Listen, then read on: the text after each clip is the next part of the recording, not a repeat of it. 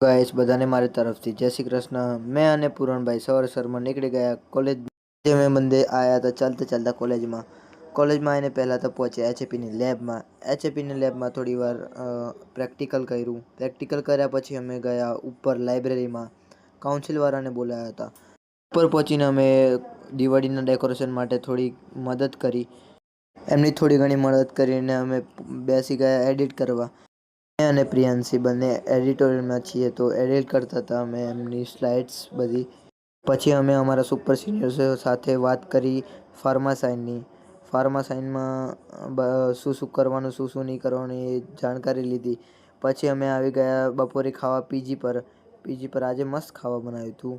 પછી પાછા આવી ગયા ડેકોરેશન માટે અમે ઉપર થોડા મોટા શોટ લીધા રીલ બનાવવા માટે।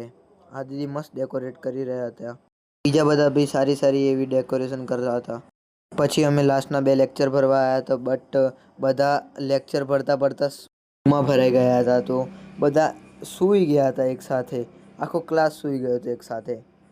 પછી કોલેજમાંથી છૂટીને અમે પહોંચ્યા સ્ટેશનરી દુકાનમાંથી તાળું લેવાનું હતું તાળું લીધું। પછી અમે નીકળી ગયા ટર્ફ રમવા ફેનિલભાઈની ગાડીમાં। થોડા મોટા સોંગ વગાડીને અમે પહોંચ્યા ટર્ફે। આજે દાનિશભાઈની બહુ ઈચ્છા હતી ક્રિકેટ રમવાની તો અમે બધા પહોંચી ગયા ટર્ફે પહોંચીને તો પહેલાં અમે કરી હતી બેટિંગ। આજે સારી એવી બેટિંગ બી કરી મેં અને 3-4 કેચ બી પકડ્યા। બોલિંગ બી એવી સારી કરી। બોલિંગમાં બી 2-4 વિકેટ લીધી હતી। પછી અમે પહોંચી ગયા રાત્રે મિતભાઈ અને વાનીભાઈને બસ સુધી છોડવા। એ બધા ઘરે જઈ રહ્યા હતા। અમને મૂકવા ગયા હતા વાઘોડિયાથી અમને બસ મળી ગઈ। મોસ્ટ ઓફ અમારા બધા સિનિયરો બધા ઘરે જ વહી ગયા। પછી મેં અને પૂરણ આવ્યા છાસવાલા અમે લસ્સી પીધી। છાસવાલાની દરેક આઈટમ સૌથી સારી જ હોય છે। લસ્સી બી મસ્ત જ હતી।